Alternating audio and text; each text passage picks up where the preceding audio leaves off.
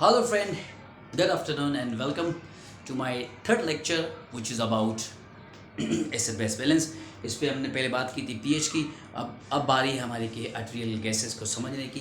तो those nurses and those medical experts who are working at the bedside, at the ICU or critical units, they need to understand the simple interpretation of ABGs. But before we go towards the interpretation of the ABGs, it's important for us to understand the transportation of gases in the body, because we wouldn't be able to understand how the hydrogen react with the bicarbonate and how the hydrogen react with carbon dioxide and how do they maintain the pH, power of hydrogen.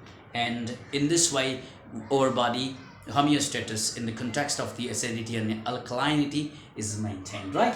So let's talk about the first of all transportation की बात करते हैं। तो transportation में सबसे पहले आप देखें कि हमारे जो एल्वोलाई है उसमें अंदर ऑक्सीजन की कंसंट्रेशन ज़्यादा होती है। तो जब वो एल्वोलाई की कंसंट्रेशन ज़्यादा होगी तो हमारे लंग्स के चारों तरफ कैपिलरीज होगी, उसके अंदर भी ऑक्सीजन की जो कंसंट्रेशन है वो ज़्यादा होगी। क्यों होगी? क्योंकि जो आपने पढ़ा है ये लॉ के अंदर के जो मॉलिक्यूल जो है मूव करते हैं from higher concentration to the lower concentration. तो ऑक्सीजन हमारे पास कैपिलरी में ज़्यादा है, जैसे ही मूव करेंगे हमारे कैपिलरी एल्वोलाई के अंदर ज़्यादा है, जैसे मूव करेंगे हमारे कैपिलरी जो कि लंग्स के चारों तरफ है, एल्वोलाई के चारों तरफ है, उसके अंदर 104 का प्रेशर ऑक्सीजन का है। ये इसकी वीनस साइड है जो कि लंग्स की तरफ ये जो ऑक्सीजन है मूव करेगी और ये लंग्स की किस तरफ किस पार्ट में जाएगी? लेफ्ट वेंट्रिकल के अंदर फॉल करेगी। इस तरह से यहाँ पे देखें ये ऑक्सीजन जो 40 है, ये प्रेशर हमारा वो कैपिलरी के वो एंड है जहाँ पे आर्टेरियल एंड है, राइट। और आपको पता है कि पल्मोनरी आर्टरी में जो है ऑक्सीजन की मिकदार कम होती है और कार्बन डाइऑक्साइड ज़्यादा होती है, अपोजिट होगी। तो 104 जो है ये पल्मोनरी वेन के थ्रू हमारे right left when atrium and left ventricle में फॉल करता है और ये ब्लड वहाँ से होता हुआ जहाँ हार्ट कॉन्ट्रैक्ट करती है तो हमारे टिश्यूज़ में पहुँचता है। तो टिश्यूज़ में ऑक्सीजन जब पहुँचती है तो ऑक्सीजन का मॉलिक्यूल जो है हमारे ग्लूकोज के मॉलिक्यूल के साथ रिएक्ट करता हुआ एटीपी एंड एटीपी उसके बाद एक PCO2 यानी कार्बन डाइऑक्साइड का प्रोडक्शन करता है। तो कार्बन डाइऑक्साइड जो है फाइनली कार्बन डाइऑक्साइड का जब प्रोडक्शन होता है तो यही कार्बन डाइऑक्साइड हमारे बॉडी में या तो कार्बोनिक एसिड के फॉर्म में पाई जाती है या फिर फ्री स्टेट में पाई जाती है। तो जो कार्बन डाइऑक्साइड हमारे पास फ्री स्टेट में पाई जाती है वो कार्बन डाइऑक्साइड हमारे इस ऑक्सीजन इस हीमोग्लोबिन के अंदर ये जो हीमोग्लोबिन इसके साथ बाइंड होता है और इसको हम कहते हैं कार्बो हीमोग्लोबिन। क्या कहते हैं जी? कार्बो हीमोग्लोबिन यानी कि कार्बन डाइऑक्साइड का मॉलिक्यूल हीमोग्लोबिन के साथ अटैच्ड है। इसी तरह से जो इधर से जब एल्वोलाई के थ्रू ऑक्सीजन आई थी तो वही भी ऑक्सीजन इसी जो हीमोग्लोबिन के मॉलिक्यूल के साथ अटैच्ड होती है और ऑक्सी हीमोग्लोबिन बनाती है। तो वो ऑक्सी हीमोग्लोबिन सेलुलर लेवल पे पहुंचता है ब्लड सर्कुलेशन के थ्रू और हमारे जो कार्बन डाइऑक्साइड और जो ऑक्सीजन है ये फॉर्मेशन कार्बन डाइऑक्साइड की फॉर्मेशन होती है, ये प्रोडक्ट निकलता है रिएक्शन के बाद। तो ये जो कार्बन डाइऑक्साइड है हमारे पास H2HCO3 की फॉर्म में भी पाया जाता है। H2HCO3 जो कि हमारा कार्बोनिक एसिड है। तो जब भी कार्बन डाइऑक्साइड वाटर के साथ रिएक्ट करेगी तो H2HCO3 बनाएगी और उस रिएक्शन को कैटलाइज करने के लिए the enzyme is used that is called carbonic anhydrase. ये कार्बोनिक एनहाइड्रास इसको कार्बोनिक एसिड को डिसोसिएट करती है और उसमें दो चीज़ें बनती हैं। एक होता है हाइड्रोजन आयन जो कि हमारे इस हीमोग्लोबिन मॉलिक्यूल के साथ आके स्टक होता है और बाइकार्बाइन जो कि हमारे इस जो सरफेस है आरबीसीज की इसको इसके अंदर होता है और इसको हम कहते हैं बाइकार्बोनेट। इसी तरह से क्योंकि हाइड्रोजन आयन आपको पता है एसिड है और जो बाइकार्ब है वो बेस है, तो ये दोनों आपस में जब तक इलेक्ट्रॉनिक कन्फिगरेशन नहीं करेंगे ये स्टेबल स्टेट में नहीं रह सकते। तो लिहाजा होता ये है कि जब ये बाइकार्बोनेट अंदर की तरफ मूव करेगा तो इसके अंदर जो मौजूद क्लोराइड है वो बाहर जाएगा। तो यानी अगर मैं कहूँ कि हाइड्रोजन की प्रेजेंस है यहाँ पे और क्लोराइड की अगर प्रेजेंस तो हम कहते हैं कि HCl, right. HCl again acid, और जब HCl बढ़ता है तो pH भी आगे पीछे होती है, यानी कि pH भी जो है उसकी चेंज होगी। इसी तरह से अगर मैं कहूँ कि ये क्लोराइड जो है हमारे सरफेस जो आरबीसीज के इनसाइड नहीं है, ये हमारे प्लाज्मा में चला गया है, तो जब ये प्लाज्मा की तरफ मूव करेगा ऑब्वियसली इसके रिटर्न में इसको बाइकार्ब देना पड़ेगा। तो जब इसको ये HCO3 दोबारा अगर ये हमारे हाइड्रोजन आयंस के साथ मिलेगा तो दोबारा हमारे पास क्या बना फॉर्मेशन हो जाएगी, H2HCO3 बना लेगा। H2HCO3 का मकसद ये हुआ कि दोबारा हमारे पास जो है वो एसिडिक स्टेट जनरेट हो रही है। तो डिसोसिएशन ऑफ कार्बोनिक एनहाइड्राज होता है, और उसके साथ साथ ये वो रिएक्शन है जो एक डायरेक्शन में जाता है तो रिवर्स बैक भी होता है, क्योंकि कार्बोनिक एनहाइड्राज से हमारा कार्बोनिक एसिड डिसोसिएट होता है, तो फिर दोबारा ये कार्बन डाइऑक्साइड और वाटर मॉलिक्यूल्स मिलके फॉर्मेशन भी इसकी हो रही होती है।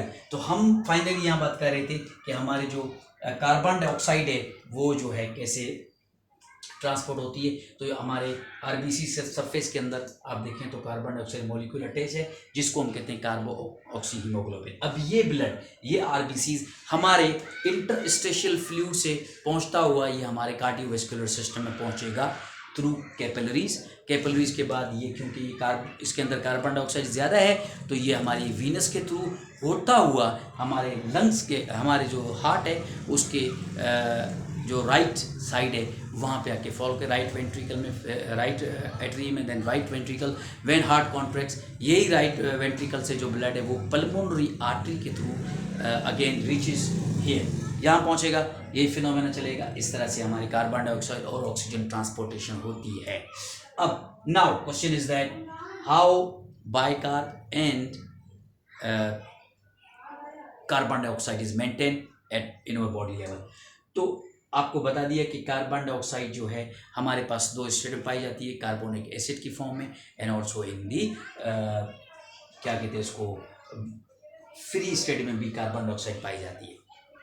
तो ये आरबीसी के अंदर बहुत सारे रिएक्शन होता है, इसीलिए आपको पता है कि ये जो हमारा हीमोग्लोबिन है इसको हम हीमोग्लोबिन बफर सिस्टम भी कहते हैं, because it maintains the pH. याद रखिएगा कि आपके आरबीसी की सरफेस के चारों तरफ जो भी हाइड्रोजन आयंस प्रेजेंट है, बाइकार्ब आयंस प्रेजेंट है, जो कि आपके एसिडिटी यानी एसिडिक इन्वायरमेंट को या अल्कलाइन इन्वायरमेंट को यानी कि पीएच को मेंटेन रखते हैं। तो इसका ताल्लुक इसके सराउंडिंग प्लाज्मा जो कि फ्लूइड है उसके साथ भी होता है, क्योंकि ये जब भी एसिडिक हो जाएगा तो ये यहाँ से बेस कैच करके अपनी एसिडिटी को मेंटेन करा होगा, पीएच को मेंटेन करा। इसी तरह ये अगर अल्कलाइन ज़्यादा हो गया तो ये जो है इस तरफ से एसिड ले लेगा, और इस तरह से हमारे आरबीसीज के अंदर भी ये चीज़ें मेंटेन रहती है। तो एसिड बेस बैलेंस के अंदर जो हम बात करेंगे, जो आर्टेरियल ब्लड कैसे उसमें यही चीज़ें बात करेंगे कि हमारी बॉडी के अंदर PCO2, हमारी बॉडी के अंदर PO2 और हमारी बॉडी के अंदर बाइकार्ब का लेवल डिस्कस करेंगे, राइट। तो अब हम बात करने जा रहे हैं कि हमारे बॉडी के अंदर रेस्पिरेटरी एसिडोसिस या रेस्पिरेटरी अल्कलोसिस कैसे होता है।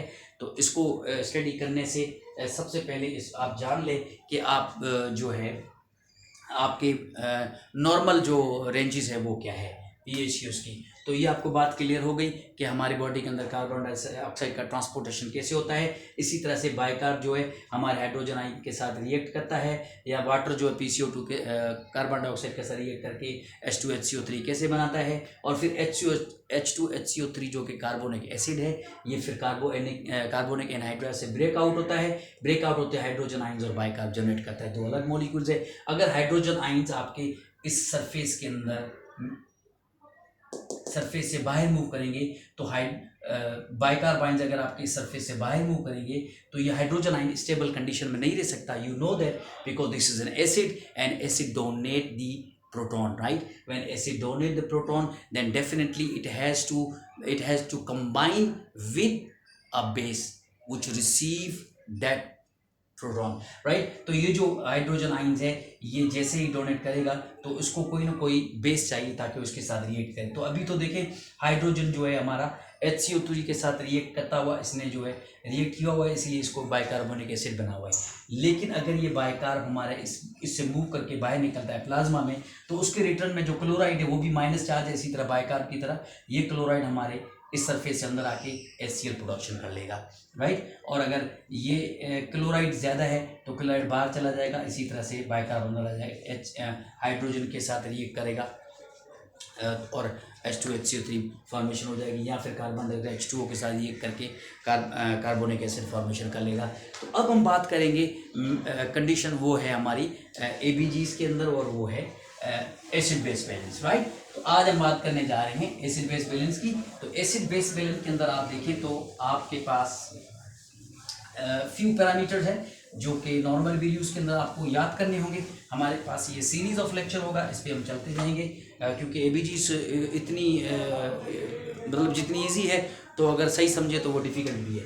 तो सबसे पहले हम pH की बात करें तो हमारे pH क्या है, उसके बाद हम PCO2 की बात करते हैं, उसके बाद हम HCO3 की बात करें, उसके बाद हम O2 यानी PO2 की बात करते हैं। O2 हमारे पास अगर नॉर्मल लेंसिक है तो 180 to 100 नॉर्मल हमारे पास होती है, और बाइकार्ब की बात करें तो मुख्तलिफ वैल्यूज़ होती है, तो मैं आपके 20 to 28 कह देता हूँ। और PCO2 जो हमारे 35 से लेके 45 mmHg का प्रेशर मेंटेन करी।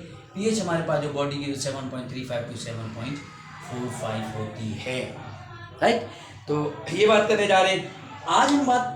इस बात को याद रखिएगा, मैंने आपको स्केल बताया था और मैंने आपको ये बताया था कि हाइड्रोजन, जब भी हाइड्रोजन आइंस बॉडी के अंदर बढ़ते हैं तो हमारी pH कम होना शुरू होती है। यही वजह है कि जब हम pH को mathematically when we elaborate it, we definitely go towards the negative point, और उसको हम कहते हैं नेगेटिव लॉगरिथम। तो नेगेटिव लॉगरिथम इसीलिए हम पढ़े होते हैं कि जब pH इसके अंदर जब हाइड्रोजन आइंस जो है बढ़ते हैं तो उसके रिजल्ट में pH की जो वैल्यू वो कम होनी चाहिए। तो हमारे पास ये नॉर्मल रेंज आप देखें, pH 7.35 to 45, and then PCO2 35 to 45, and then bicarb 20 to 28, and then we talk about the PO2 that is 80 to 100, right। तो अब हम आते हैं pH की तरफ। सबसे पहले हम pH को लेते हैं, उसके बाद हम रेस्पिरेटरी और उसके डिसऑर्डर की बात करेंगे। तो pH के अंदर आप देखिए, आपकी pH जो है वो नॉर्मल मैंने आपको बता दी कि 7.35 to 7.45 ये है। तो आगे हम चले जाएं तो 7.95 कर दें, 7, फिर उसके बाद 8 कर दें, 8.2 कर दें, राइट। सो अगर हम इधर आते हैं तो हम इसको 7.32 कर दें, फिर इधर आता हूँ तो 7 कर दें, 7 के बाद आप इसको 6.5 कर देंगे, राइट। तो इसको समझना बहुत ज़रूरी। सबसे पहले pH को, स्केल को समझना ज़रूरी। काफ़ी लोग कंफ्यूज हो जाते हैं। देखिए जी, जब आपकी pH जो है वो इस तरफ जाती है, माइनस की तरफ जाती है। देखिए माइनस की तरफ जाती है, इसका मकसद है कि हमारे जो हाइड्रोजन आइंस हैं वो बढ़ रहे हैं, और जब इस तरफ जाएगी तो हमारे पास हाइड्रोजन आइंस हैं वो कम हो रहे हैं। याद रखिएगा, ये बात क्लियर है कि हाइड्रोजन आइंस इस तरफ बढ़े, कम होंगे, इस तरफ कम होंगे। जब भी ये हाइड्रोजन आइंस इधर बढ़ते हैं तो pH हमारी इस तरफ जाती है और ड्रॉप होती है। इसीलिए हम कहते हैं कि एसिडिक एनवायरनमेंट, राइट। क्यों? क्योंकि एसिड का मिकदार यहाँ पे ज़्यादा है। मैंने बताया था हाइड्रोजन आइन एसिड को रिप्रेजेंट करता है because it has plus sign and it has ability to donate the electron, right. तो अब दूसरी इसके बाद इसके अंदर हम बात करें तो हाइड्रोजन आइंस, तो यहाँ पे जो हाइड्रोजन आइंस है वो कम हो रहे हैं। अब देखें, हम बात करें एसिड बेस बैलेंस की, तो अब ये तो हो गई यूनिलेटरल कंडीशन। इसको मैं कैसे बैलेंस करूं? मुझे इसके किसी के साथ इसको बैलेंस करने के लिए कोई चीज़ चाहिए, राइट। तो मैं एक और लेता हूँ चीज़, और वो है मेरे पास HCO3 बाइकार्ब, राइट। इसी तरह से ये भी मेरे पास इधर बाइकार्ब है। अब देखें, बैलेंस कंडीशन यूँ होगी कि जब भी आपके पास हाइड्रोजन आइंस कम होंगे तो ऑब्वियसली आपके पास इन अपोजिट डायरेक्शन बाइकार्ब बढ़ेगा, ठीक है। इसी तरह से अगर हाइड्रोजन आइंस यहाँ बढ़े हुए हैं तो यहाँ पे बाइकार्ब क्या होगा? कम हो जाएगा। देखिए वेरी क्लियर, जब भी एसिडिक कंडीशन होगी आपके पास हाइड्रोजन आइंस बढ़ेंगे, और उसके अपोजिट में जो कि बेस, यानी कि ये अगर मैं कहूँ तो क्वेश्चन है, ये नाइन्स है, तो ये नाइन जो है कम होना शुरू हो जाएगी। यानी ये जो नेगेटिव चार्ज मॉलिक्यूल है, ये नेगेटिव चार्ज जो आइंस हैं, ये नेगेटिव चार्ज आइंस उधर बढ़ जाएंगे, इधर कम होना शुरू हो जाएंगे। क्यों कम होंगे? क्योंकि हाइड्रोजन आइंस एसिड है और ये बढ़ा हुआ है, इसीलिए हम इस कंडीशन को कहते हैं एसिडिक या एसिडिटी। इसी तरह अगर आप यहाँ देखें तो मैं इसको अल्कलाइनिटी कहता हूँ, अल्कलाइनिटी, राइट। ये अल्कलाइन कंडीशन, मैं इसको अल्कलाइनिटी कहता हूँ। तो आप देखें यहाँ हाइड्रोजन आइंस कम है, एसिड कम है, तो डेफिनेटली उसके रिवर्स में बेस ज़्यादा होगा। तो जब बेस ज़्यादा होता है तो उस कंडीशन में अल्कलाइनिटी कहते हैं। इसी तरह से एसिडिटी बढ़ी हुई है, हाइड्रोजन आयंस बढ़े हुए, राइट। तो इसीलिए हम पीएच जब भी स्टडी करते हैं तो पीएच जब बढ़ता है तो हमारा जो स्केल